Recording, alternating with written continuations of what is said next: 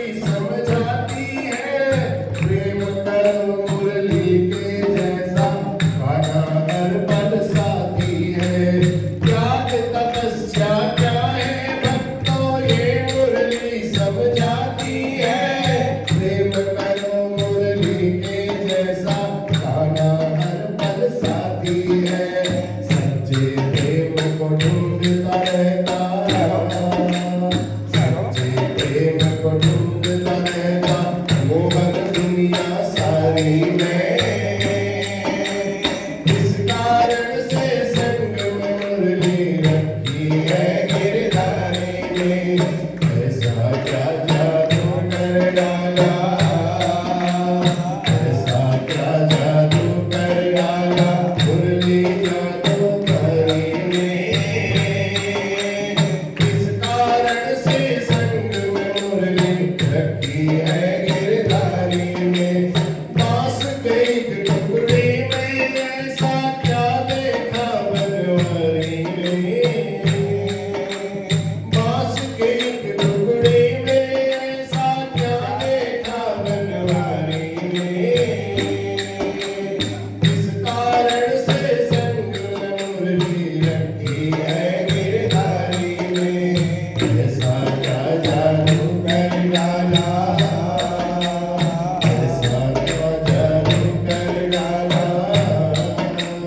ऐसा क्या जादू कर डाला मुरली जादूगरी ने। इस कारण से संग में मुरली रखी है गिरधारी ने, इस कारण से संग में मुरली रखी है गिरधारी ने, इस कारण से संग में मुरली रखी है गिरधारी ने। गुरुवांगी बिहारी लाल की जय। बरहा पीडम नटवरवपु कर्णयोर्कर्णिकारं बिभ्रतवासः कनककपिशं वैजयन्तीं च मालाम् रन्ध्रान् वेणोरधरसुधया पूरयन् कोपवृन्दैर् वृन्दारण्यं स्वपदरमणं प्राविशद गीतकीर्ति।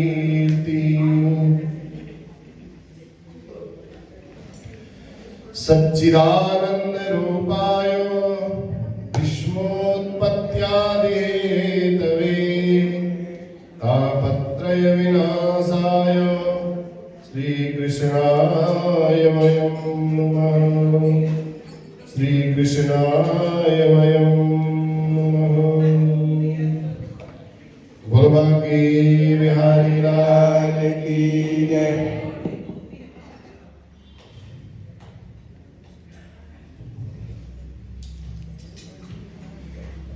कार्तिक कथा के अंतर्गत बड़े दिव्य दिव्य बड़े सुंदर प्रसंग भगवान की कथा के चल रहे हैं। उन कथा के माध्यम से हमने अपने जीवन को सुधारना है, बिगाड़ना नहीं है।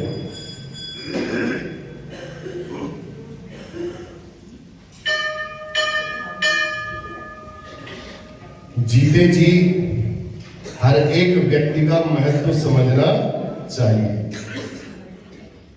जाने के बाद तो सब कहते हैं जी बहुत अच्छे थे, समझ गए। जीते जी हर एक व्यक्ति को, माता पिता को भगवान के रूप में देखना है तो जीते जी देखो। उनसे बड़ा दूसरा हितैषी संसार में कोई हो ही नहीं सकता। पत्नी के बराबर सहधर्मिणी कोई दूसरी संसार में हो नहीं सकती। पति के बराबर तुम्हारा हित चाहने वाला दूसरा संसार में कोई हो नहीं सकता। ये कथा के माध्यम से हमें शिक्षा ग्रहण करनी चाहिए। तो आज की कथा भी गृहस्थ आश्रम धन्य क्यों है, गृहस्थ आश्रम को श्रेष्ठ क्यों बताया है, यही आज का उपाख्यान हम आपको सुनाएंगे। नारद जी और ब्रह्मा जी के बीच में ये वार्तालाप चल रही थी। बड़े ध्यान से सुनिएगा, बड़ी सुंदर कथा।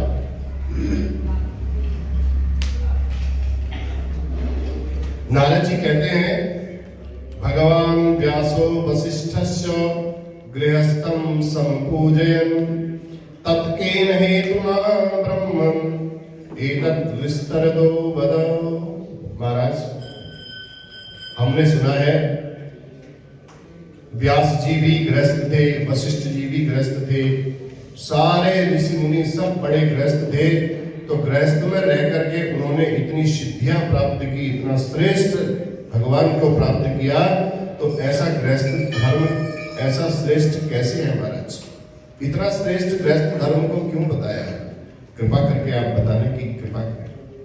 नारद जी महाराज व्यास जी से, भगवान ब्रह्मा जी से कहते हैं, तब ब्रह्मा जी कहते हैं नारद जी महाराज देखो, ये गृहस्थ धर्म इसलिए श्रेष्ठ है, इसलिए पूजनीय है, कोई पितर हो, कोई मनुष्य हो, कोई देवता हो, कोई ऋषि हो, ये सभी गृहस्थ के ही आश्रय रहते हैं। अगर गृहस्थ धर्म ना हो तो ये चारों आश्रम चलना बड़ा मुश्किल है। गृहस्थ आश्रम से ही चारों वर्ण चलते हैं।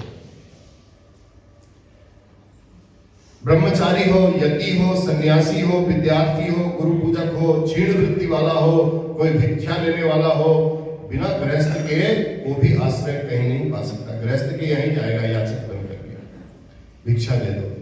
ब्रह्मचारी होगा तो पढ़ने के लिए कुछ आश्रम में भोजन के लिए कुछ या समिधा जलाने के लिए या कुछ सी आवश्यकता होगी तो गृहस्थ के यहीं जाएगा। तो ये गृहस्थाश्रम ऐसा श्रेष्ठ है, इसी के सहारे सारे आश्रम जीवित रहते हैं।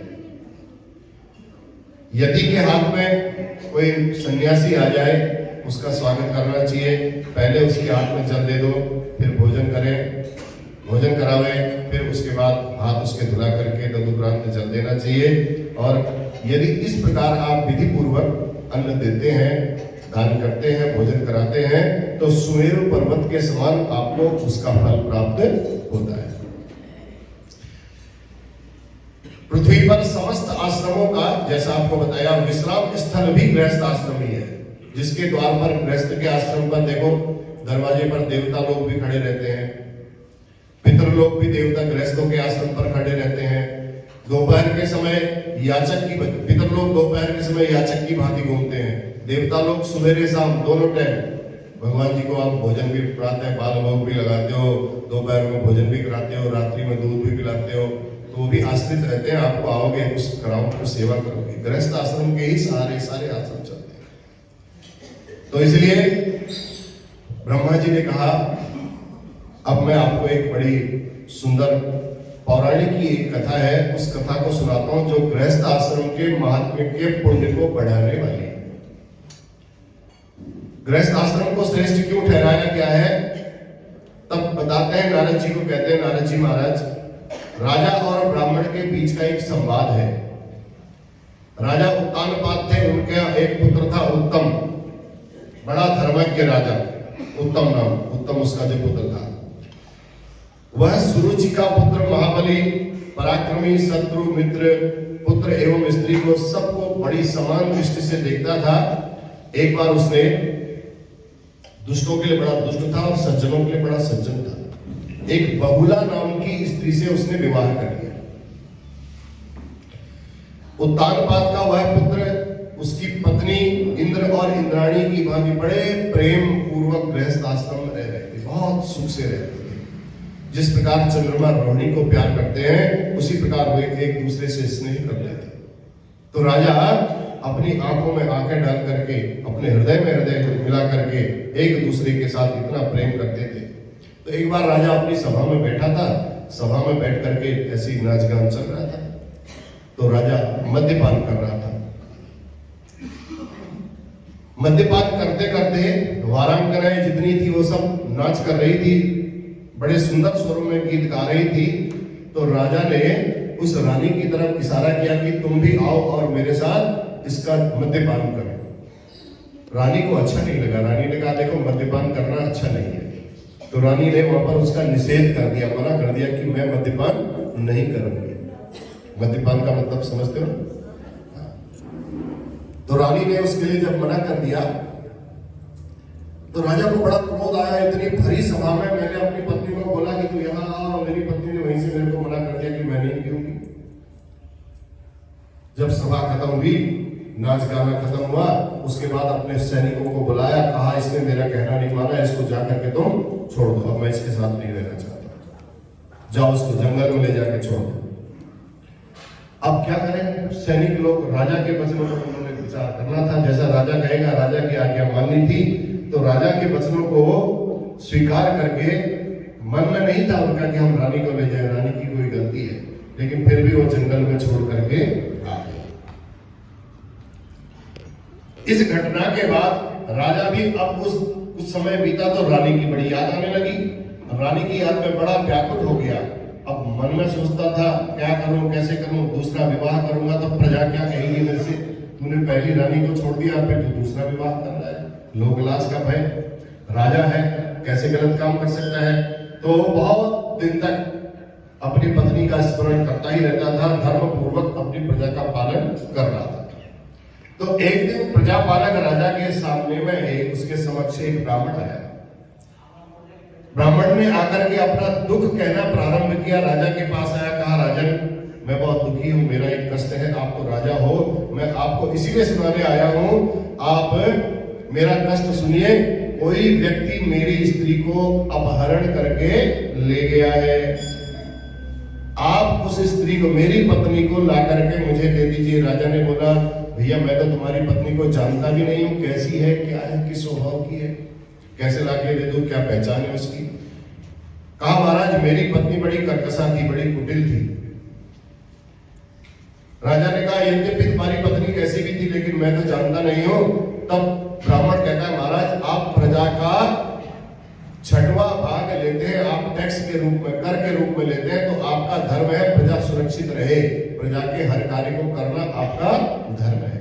इसलिए आप किसी भी कारण से 6वां भाग आप लेते हैं महाराज, तो इसलिए आपको मेरी पत्नी लानी है। आप किसी भी तरीके से, आप राजा चाहे तो क्या नहीं कर सकता है, हर कार्य कर सकता है, राजा व्यवस्था कर सकता है। तो उन्होंने कहा आप मेरी पत्नी को ला दीजिए, मैं आपसे निवेदन करता हूं। तब राजा ने कहा बताओ ब्राह्मणी किस आयु की थी, किस स्वभाव वाली थी, कैसी थी। तब ब्राह्मण कहता है बड़ी कठोर स्वभाव वाली थी, कर्कश वचन बोलने वाली, लंबे लंबे उसके दांत, बड़े दिखने में विकराल थी, घने केसों वाली थी, गहरे गहरे काले रंग की थी। महाराज मेरे पास आए हुए उसे थोड़ा ही समय हुआ था, मैंने कभी अपनी पत्नी की निंदा नहीं की, जैसी भी थी मैंने उसको पत्नी के रूप में स्वीकार किया था। राजा बोले हे ब्राह्मण कोई बात नहीं, मैं राजा हूं ना, तुम मेरे पास आए हो, अब जब तुम बता रहे हो ऐसी कठोर थी, दुष्ट हृदया थी, कर्कश वाणी बोलने वाली थी, तो फिर मैं तो राजा हूं, मैं तुम्हारी दूसरी शादी करा देता हूं, बोलो तुमको सुंदर स्त्री दे देता हूं। कहा नहीं महाराज। राजा ने कहा तुम इसको रख करके क्या करोगे बताओ, मैं तुम्हें सुंदर स्त्री दे देता हूं, अच्छी स्त्री, तुमको जैसी तुम चाहते हो वैसी मैं दे देता हूं। तब वो कहता है महाराज, ब्राह्मण कहता है राजन आप कैसी भी स्त्री दे दो, मैंने विवाह उससे किया है और स्त्री की रक्षा करना मेरा धर्म है महाराज, उस पत्नी के बिना मेरे कोई भी कार्य श्रेष्ठ पूरे होने वाले नहीं है। जिस स्त्री से आत्मा रूपी पुत्र का जन्म होता है उस स्त्री की रक्षा करना भी हमारा धर्म होता है। हमने उसकी रक्षा नहीं की महाराज तो संतान में वर्ण संकर पैदा हो जाएंगी और वर्ण संकर अपने पूर्वजों को गिरा देंगे। स्त्री के बिना दैनिक क्रिया की हानि हो जाती है, धर्म की हानि हो जाती है। स्त्री को महाराज किसी भी कारण नहीं छोड़ सकते। राजा को ये ब्राह्मण ने, जब राजा ने ऐसे वचन सुने ब्राह्मण के मन में, तो राजा को अपने किए पर बड़ा पछतावा होने लगा। बोला कुछ नहीं राजा। कहा महाराज जहां भी जो लेकर के गया है, जो चुरा करके ले गया है, आप मेरी स्त्री को यहाँ ले आइए, मेरी पत्नी को बुला करके लाइए। राजा ने विचार किया, उसके बाद उसने समस्त उपकरणों से युक्त अपने रथ में बैठा और ब्राह्मण के साथ चले गया जंगल की ओर। चलो मेरे साथ, देखो कैसी है तुम्हारी पत्नी, कहाँ है, हम ढूंढते। अपने सैनिकों को साथ में लेकर के राजा ब्राह्मण को बैठा करके भ्रमण करता हुआ वन में एक आश्रम में जा पहुंचा। वह आश्रम में गया, रथ से उतर करके गया, मुनि ने पहचान लिया ये उत्तानपाद का पुत्र है उत्तम।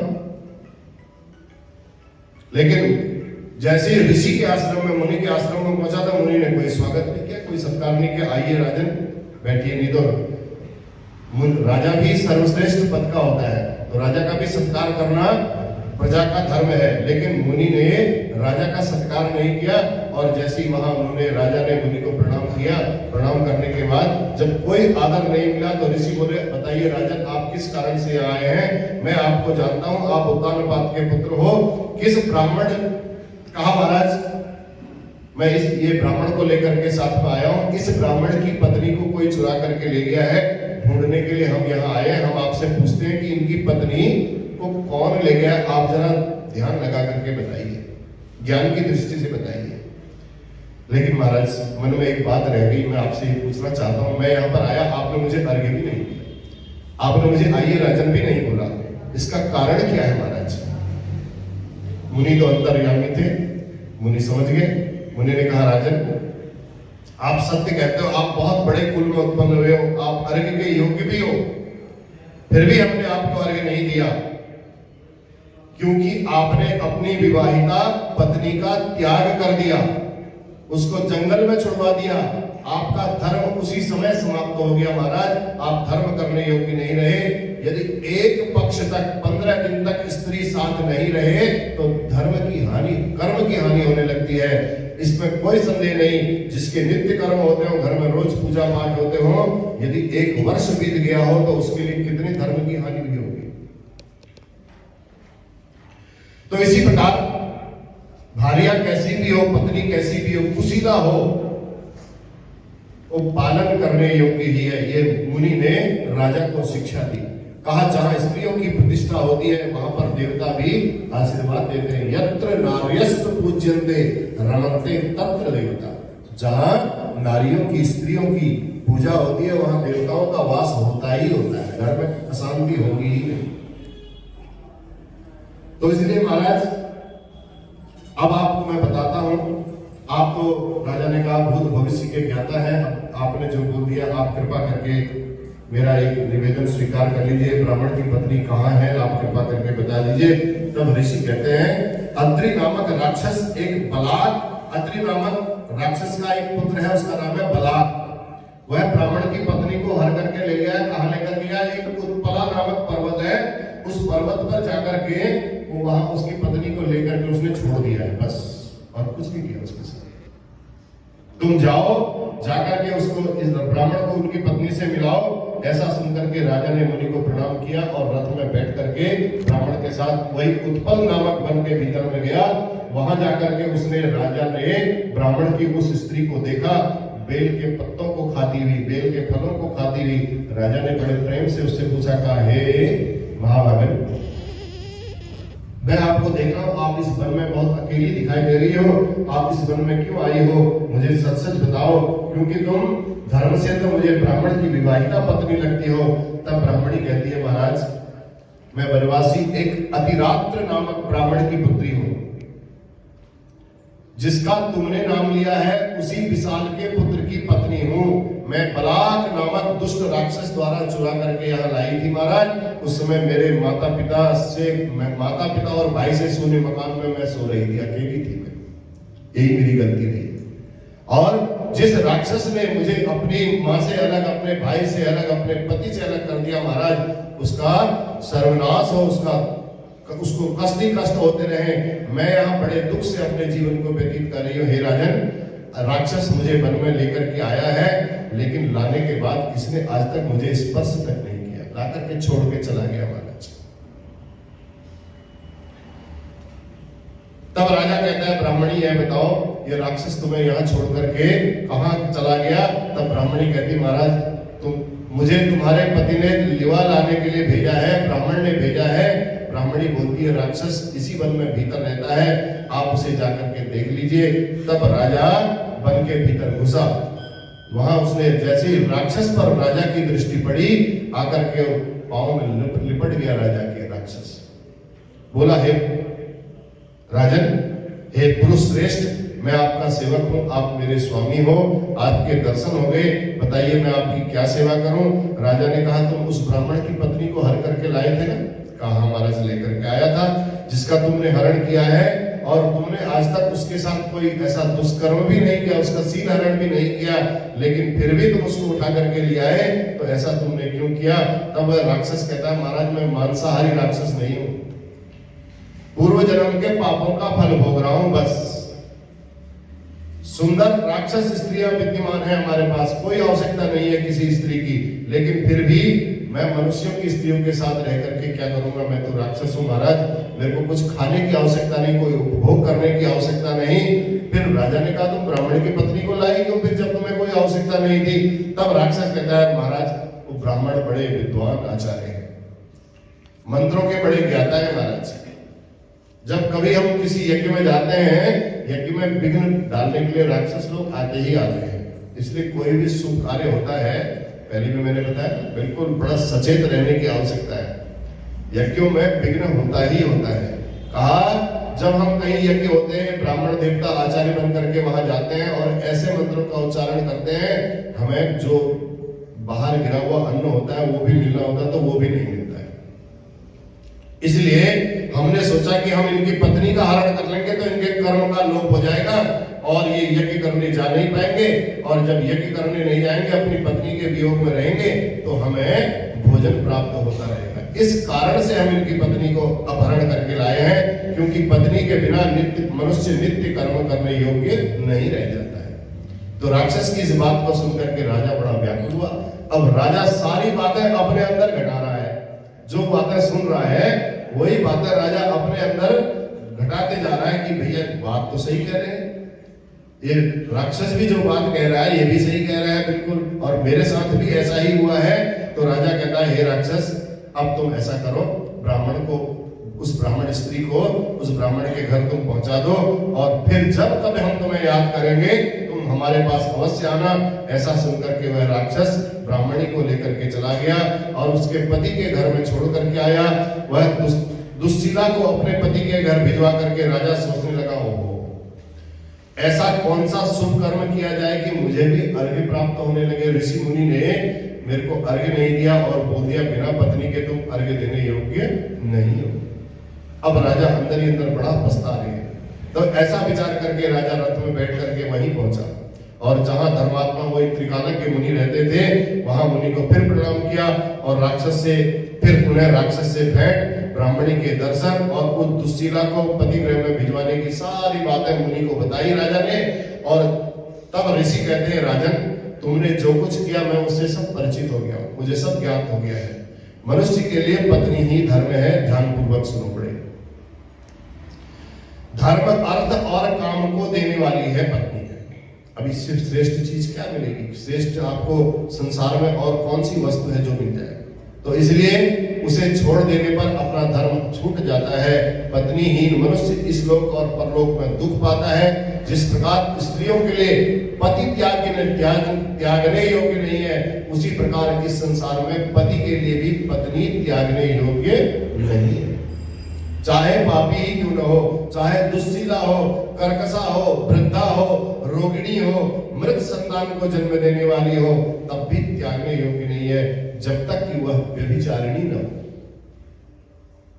राजा ने कहा, भगवान, मैं अब अपने कर्मों का प्रायश्चित करना चाहता हूं, क्योंकि मैंने बिना बात के अपनी पत्नी को भगा दिया। मेरी सबसे बड़ी गलती हो गई। उसने तो मेरे को कुछ कहा भी नहीं, मैंने तो उसको खाली मद्यपान पीने के लिए कहा और उसने मना कर दिया। इतने में मैंने क्रोध में भर करके अपनी पत्नी को जंगल भिजवा दिया महाराज। अब मैं प्रायश्चित के लिए क्या करूं?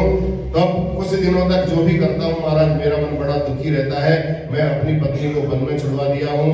अब पता नहीं वह कहाँ है, कैसी है, कहीं शेर ने, व्याघ्र ने उसको खा तो नहीं लिया, कोई राक्षस उसको मार तो नहीं गया महाराज। अब आप कृपा करके ध्यान लगा करके बताइए कि मेरी पत्नी कहाँ है। तब ऋषि कहते हैं, राजन, उसे किसी ने नहीं मारा है, कोई व्याघ्र नहीं, कोई राक्षस ने नहीं, किसी ने उसका वध नहीं किया है। वह पाताल में रह रही है और अभी तक पतिव्रता है बिल्कुल। राजा ने कहा, महाराज, कौन उसे पाताल में ले गया, अभी तक पवित्र कैसे है, अद्भुत विषय मुझे बताइए। तब ऋषि कहते हैं, एक 7 कोतक नाम का नागराज रहता है वहां। उसने तुम्हारी पत्नी को जंगल में भ्रमण करते हुए देखा उस नागराज ने, और तुम्हारी पत्नी के रूप में मोहित होकर के अपने पाताल लोक ले गया। और अपनी पत्नी को बिना किसी माया के स्नेह पूर्वक जब आपकी पत्नी को ले गया महाराज, तो नागराज की जो पुत्री है उसका नाम है नंदा। उसने तुम्हारी पत्नी को, राजा कहता है, जब राजा ने पूछा अभी तक वो है, जब वहां ले गया तो सुरक्षित कैसे है? कहा उसकी बेटी जो थी नंदा, उसकी बेटी ने आपकी पत्नी को छुपा दिया, अपने पिताजी को बताया ही नहीं कि वो यहाँ है कि यहाँ से भाग गई है। अंतःपुर में गुप्त रूप से रखा, तब तक एक बार जब नागराज ने उसे मांगा तो पिता के पूछने पर नंदा ने कहा मुझे मालूम नहीं है कि वो कहाँ गई है। तो इस प्रकार वह पाताल लोक में आज भी सुरक्षित है। तुम पाताल लोक जाओ और अपनी पत्नी को लाने का प्रयत्न करो, वहां से लाओ और फिर धर्म पूर्वक पृथ्वी का पालन करो, पृथ्वी का शासन करो। पत्नी की सहायता से तुम सभी धार्मिक क्रियाओं को संपन्न करना। मुनि के द्वारा कहे गए वचनों को सुनकर के राजा रथ में बैठ करके अपने नगर को तो लौट आया और आकर के ब्राह्मण की पत्नी को प्रसन्नता पूर्वक उसने प्रणाम किया। वह बुद्धिमान ब्राह्मण प्रसन्न होकर के बोला। ब्राह्मण ने कहा राजन, हम तुम्हारे प्रति बहुत कृतज्ञ हैं, तुम्हारे किए हुए उपकार को हम कभी भूलेंगे नहीं जिंदगी में। आज पत्नी के सामने आने पर हम जितने प्रसन्न हैं, हमें पता है कि पत्नी जब हमारे साथ नहीं थी तो हम कितने दुखी थे। आज हमें इस बात का अनुभव है, तो इसलिए अब हम बड़े सुख पूर्वक अपने धर्म का पालन कर रहे हैं। राजा ने कहा हे श्रेष्ठ, आप अपने धर्म का पालन करके कृतार्थ हुए, परंतु दुख तो उन्हें है जिनके घर में पत्नी नहीं है। ब्राह्मण के इस प्रकार कहकर के राजा ने विचार किया और सत्य सत्य वही राक्षस का फिर स्मरण किया। उस राक्षस को बोला था ना, मैं तुम्हें याद करूंगा तो तुम तुरंत आ जाना। फिर राजा ने वो इस बलाक नाम के राक्षस को बुलाया, उसको बुला के स्मरण किया। राजा जी के पास जैसे ही वो राक्षस आया बलाक नाम का, तो राजा ने आके उसने पूछा महाराज आज्ञा दीजिए, मैं क्या सेवा करूं आपकी। तब राजा ने बताया मेरी पत्नी को एक नागराज वहां लेकर के गए हैं पाताल लोक में, तुम मेरी पत्नी को वहां से लेकर के यहाँ आ जाओ। तब वह बलाक नाम का राक्षस पाताल लोक में जाकर के राजा की उस पत्नी को लेकर के आया और राजा की पत्नी को जब राजा ने अपनी पत्नी को देखा तो बड़ा प्रसन्न हो गया और कहा हे महाराज आप प्रसन्न रहे, अब मैं अपने स्थान को जाता हूँ। राजा ने उसको आशीर्वाद दिया, तुम जाओ अपने स्थान को। इसके बाद राजा भी आनंदित होकर के अपनी पत्नी के साथ बहुत समय तक स्वर्ग से भी बढ़ करके सुख का उपभोग करते रहे और राजा अपनी पत्नी को धर्म और कर्म में सहायक समझने लगा।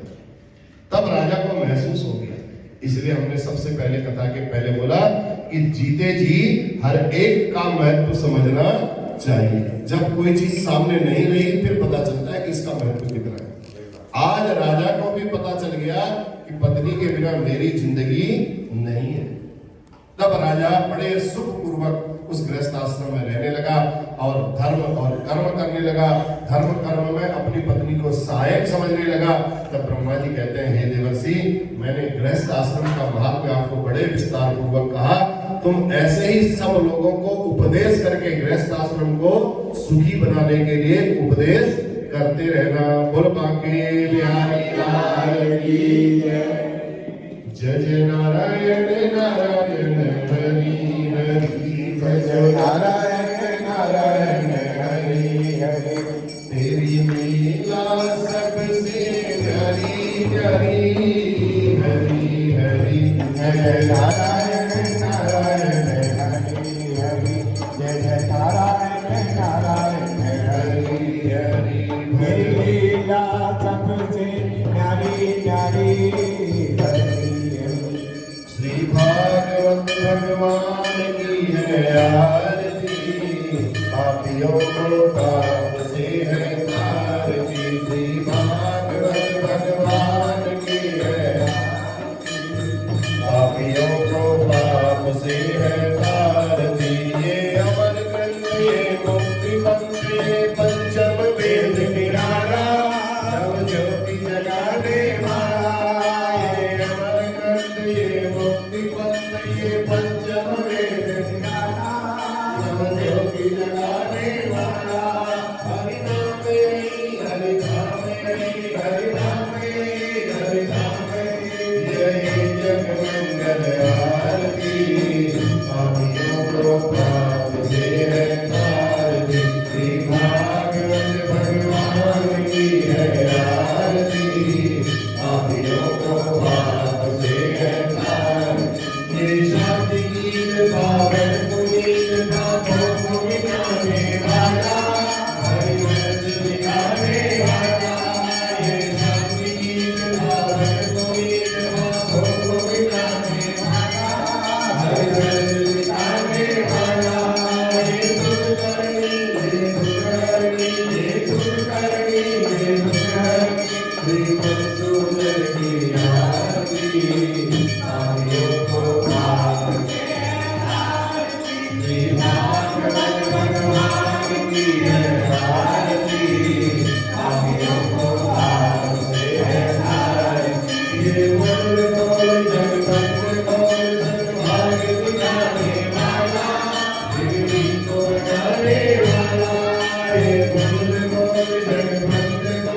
मार्ग दिखाने वाला, बिगड़ी को बनाने वाला, श्री राम यही घनश्याम यही, श्री राम यही घनश्याम यही, प्रभु की महिमा की आरती, पापियों को पाप से तारती, भाग्यवंत भगवान की है आरती, पापियों को पाप से तारती, पापियों को पाप से तारती, पापियों को पाप से तारती, कर्पूर गौरम करुणावतारम संसार सारम भुजगेन्द्रहारं सदा वसन्तं हृदयारविन्दे भवं भवानी सहितं नमामि। त्वमेव माता सविता त्वमेव बन्धु सखा त्वमेव विद्या द्रविणं त्वमेव सर्वं त्वमेव देव। बोलो भगवान की, उमामहेश्वर भगवान की, अर्धनारीश्वर भगवान की, जगज्जननी जगदम्बे माता की, लक्ष्मी नारायण भगवान की, राजा रामचंद्र महाराज की, बांके बिहारी लाल की, पवन सुत हनुमान की, सत्य सनातन धर्म की, अधर्म का, प्राणियों में विश्व का, गौ माता की, गंगा मैया की, भारत माता की, नमः पार्वती पतये हर हर हर महादेव।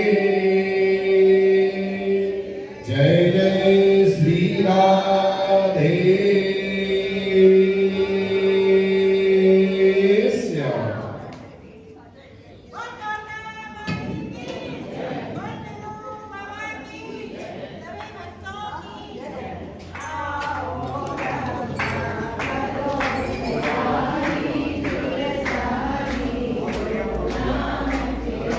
महाराज